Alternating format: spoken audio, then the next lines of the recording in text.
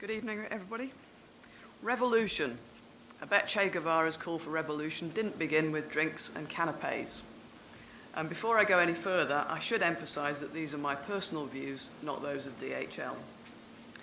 There's a revolution happening all around us. Some of us are involved already, some may be aware, and some of us may be trying to ignore it. What's driving this revolution? We're in the age of overshoot. We've overshot the capacity of the Earth to provide our resources and clean up our water, soil, and air. Demand is outstripping supply. I want to tell you about a company at the heart of this revolution, redesigning its business model to survive and succeed in the future. Their research highlighted some big issues. First, consumption. Population growth has been exponential, nearly doubling in the last 40 years. And over the next 20 years, a massive increase in the consumer classes is predicted. An extra 3 billion people with discretionary income to spend as they choose. Secondly, we're running out of cheap resources. The age of cheap energy, of cheap everything, is over. Oil at $50 a barrel is long gone, and shale gas isn't cheap.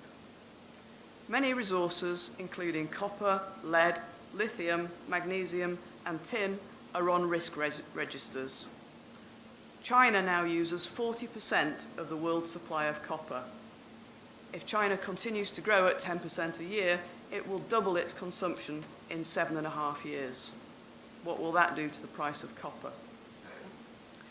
Our industrialized agriculture systems have increased yields, but they depend on high levels of oil-based inputs, fertilizers and pesticides, resulting in the loss of natural, i.e. free, soil fertility and pollution of water and air.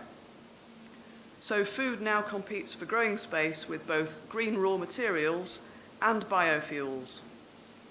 And by the way, we throw away 1/3 of all our food worldwide. Most manufacturing follows a linear process. Take some materials, apply energy and labor to make a product, which is then usually discarded at the end of its first life. This linear economy, take, make, pollute, and waste, is an expensive method. And many governments are looking at how to charge back the hidden costs of this linear economy, the costs of providing healthcare and cleaning up air, water, and soil, all paid for now by society, by you and me. So, back to those 3 billion new consumers. What a fantastic business opportunity. But how will we make stuff to sell to them? We're running a resource deficit. In Europe, we're using 3 planets worth of resources to fuel our lifestyles. Globally, we're using in 9 months what nature takes 12 months to replenish. We can only run that level of overuse for a short time before the Bank of Earth is bust. Acquisitions and land grabs by big organizations and major economies, including China, are a run on the resources bank. They're acting now to secure their future.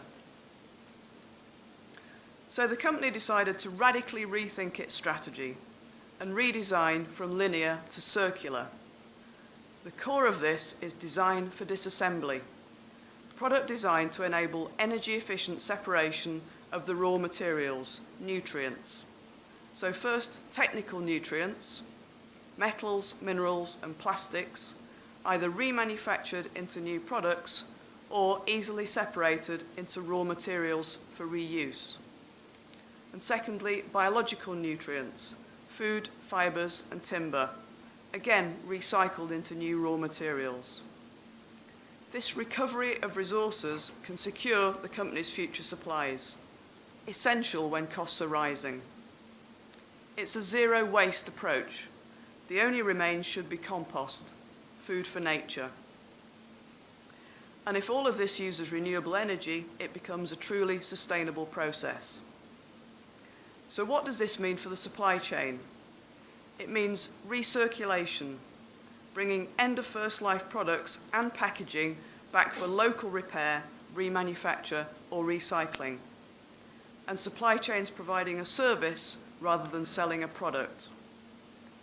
And of course, this is more than one company rethinking. It's now a growing number of businesses, including Unilever, Renault, Nike, GE, and Caterpillar, plus lots of small businesses. These will be the companies of the future. I'm encouraging all of you to join the revolution. You don't have to. Survival is entirely optional. But first, talk about it. Make sustainability and the circular economy business as usual. And secondly, collaborate. Get together with your peers and competitors. Be revolutionary by killing some sacred cows. We could start with a shared grocery home delivery fleet and a rethink for returnable packaging. So, this is a call for revolution, rethinking and redesign, thinking in small circles. Thank you.